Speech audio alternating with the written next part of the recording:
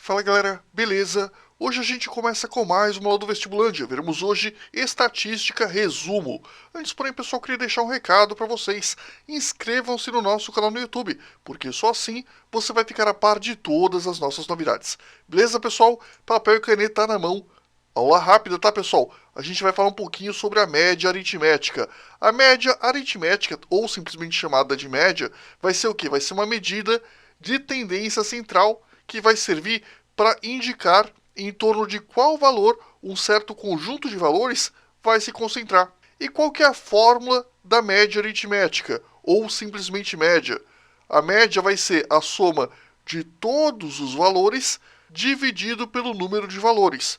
Então, olha só, qual é a média aritmética dos números 15, 20, 25, 30 e 40? Para calcular isso, eu vou fazer o quê?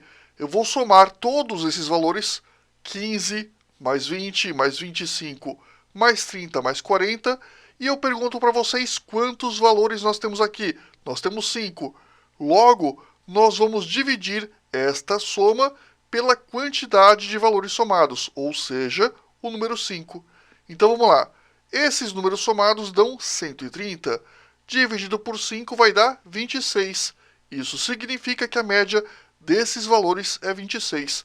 Olha que tranquilo. E vamos lá. Dados brutos. Gente, o que são dados brutos quando nós trabalhamos com estatística? Os dados brutos formam um conjunto de dados que não necessariamente está organizado. Então, olha só. Vamos supor que você vai lá, pega uma prancheta e pede para todo mundo numa sala dizer a idade. Obviamente, é muito pouco provável que o conjunto, que a relação de dados que você pegou vai estar de cara em ordem alfabética. Olha só que bagunça. 15, 23, 18, 21, 19 e 25. Pois é, por conta disso, os dados brutos não necessariamente possuem uma organização prévia, ao contrário do rol. O rol, pessoal, é um grupo de dados que é organizado em ordem crescente ou decrescente. Então vamos supor que nós tenhamos esses dados: 15, 23, 18, 21, 19 e 25, que são os mesmos dados do quadrinho passado. Olha só, galera, se eu pegar esses dados e organizar em ordem crescente ou decrescente, eu vou ter o rol. Então o rol vai ser o quê? Um conjunto de dados que vai ser organizado em ordem crescente ou decrescente. Tanto faz, nos dois casos nós temos o rol. E vamos lá, gente. Mediana. O que é mediana? Quando nós organizamos o rol, né, ou seja, nós temos um conjunto de dados que é organizado em ordem crescente ou decrescente, que é o que a gente acabou de ver, a mediana vai ser uma de duas coisas. Presta atenção. A mediana vai ser o termo central do rol se a quantidade de elementos do rol for ímpar. Agora, se a quantidade de elementos do rol for par, vai ser a média aritmética dos dois elementos centrais. Então, olha só, aqui nós temos no exemplo 1, 5 elementos. 5 é uma quantidade ímpar. Como é uma quantidade ímpar, a mediana vai ser o termo central, no caso, o número 3. Detalhe, eu só posso falar em mediana quando os dados estão organizados. Tanto faz em ordem crescente ou decrescente.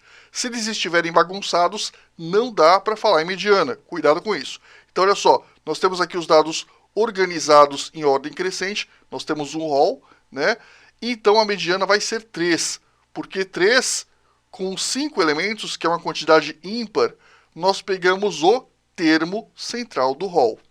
Agora, vamos supor que nós tenhamos uma quantidade par. Olha só, aqui nós temos 1, 2, 3, 4, 5, 6. Nós temos 6 elementos, que é uma quantidade par. Nesse caso, não existe um termo central, né? Nós temos, na verdade, dois termos que ficam no meio, o 3 e o 4. Nesse caso, pessoal, quando a quantidade de elementos for par, fazemos o quê?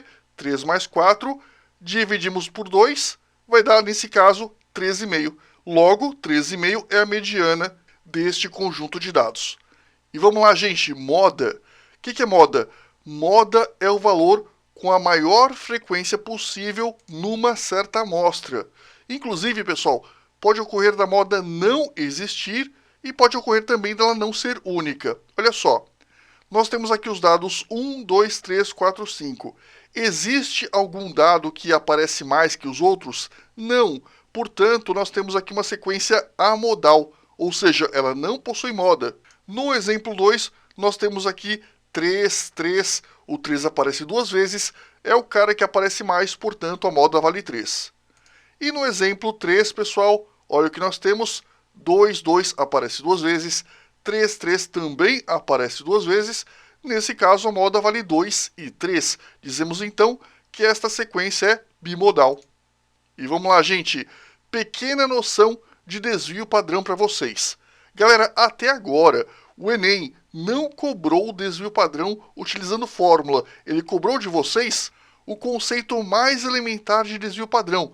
Para que serve esse cara? Olha só, o desvio padrão vai indicar o quão distante cada um dos valores de uma dada amostra vai se encontrar longe da média. Por exemplo, vamos supor que nós tenhamos dois casos, aluno 1 e aluno 2.